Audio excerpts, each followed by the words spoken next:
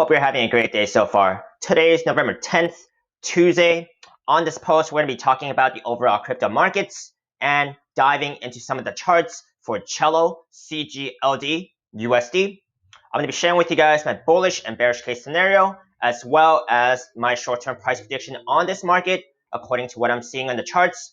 If you guys are watching me on TradingView, do follow me. If you guys are watching me on YouTube, do subscribe, as I'll be keeping you guys updated on the latest crypto setups on my watch list, regardless if it's a good day or a bad day. If you guys do want to support me and don't already have a WeBull brokerage account, you guys can use my referral link down below. They're still giving away 3 free stocks upon a successful sign up and a qualifying deposit, and I will also earn a referral bonus if you sign up under me. Please do also read my full disclaimer below, as I'm not a financial advisor. It's not financial advice. I'm purely sharing my own speculations and opinions on this market. I cannot tell you the future, so you should always do your own due diligence before trading or investing.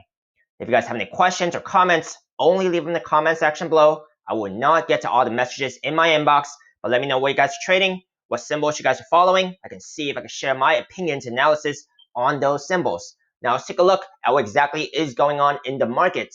First things first, I like to take a look at Bitcoin dominance, because that tells me if money is either flowing into or out of Bitcoin. Today we have Bitcoin dominance about 64.66%, down a little bit from yesterday, just minus 0.5% about. So today we are seeing the scenario that it is actually total altcoins that are actually gaining more than the Bitcoins. Bitcoin price action itself, however, like I have mentioned yesterday on yesterday's post, that Bitcoin is running in a ascending triangle pattern, which is a very bullish pattern, and it has the odds of breaking upwards in its favor. So we're going to see if it does exactly that.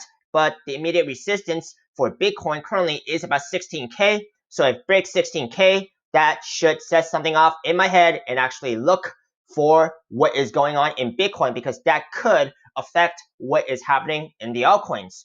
Total altcoin market cap, we're currently at about $155 billion, plus about 1.3% from yesterday. As I have mentioned previously and over again, if we are above this level, which is the weekly 21 simple moving average,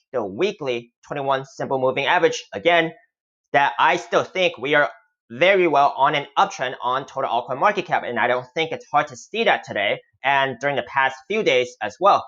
So with that said, now let's take a look at what exactly is going on in CGLD, USD, CELO. I think first things first, I want to know if we are actually on an uptrend, downtrend, or in between. So the first thing I would like to look at is actually go through all the big time frames, the larger time frames, and see where exactly we are at in terms of the moving averages.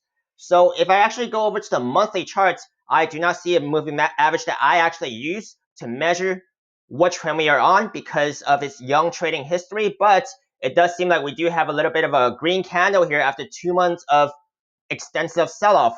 So we're going to see if this trend continues on a monthly trend, but that's going to take a while. So let's zoom in to a smaller time frame, such as the weekly. Now on the weekly, it's more clear that we are on a falling wedge pattern, which has a 68% chance of breaking upwards, but we still don't have a moving average that I at least use to measure what trend we are on in the market. But it does seem like we have been on a very downtrend.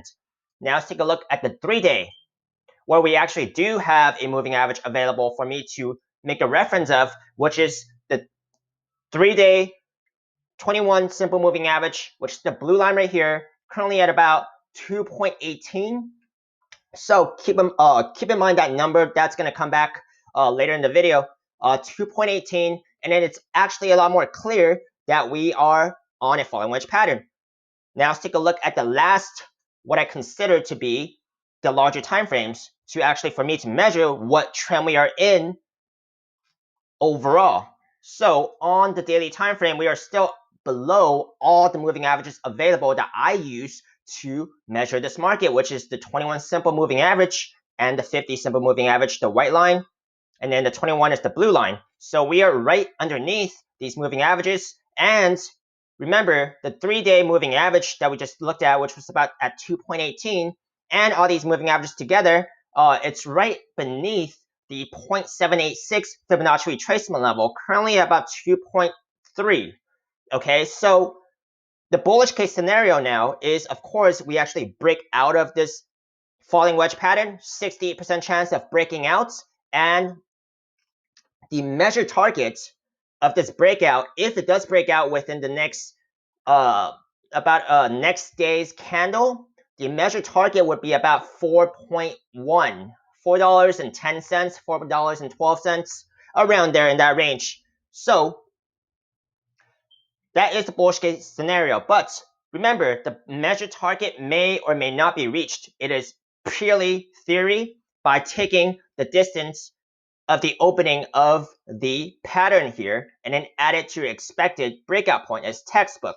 So keep in mind, it may or may not be reached. Now, there is also quite a bit of resistance right underneath this Fibonacci retracement level, like I have been mentioning, such as the moving averages on the daily and the 3-day. So I do expect quite a bit of a bumpy ride here, and it is also possible that the price action can break out of this pattern but gets rejected at one of these moving averages because they could be very strong resistance and have it come back into the pattern. I have seen that before, so be very careful if you guys are trading it.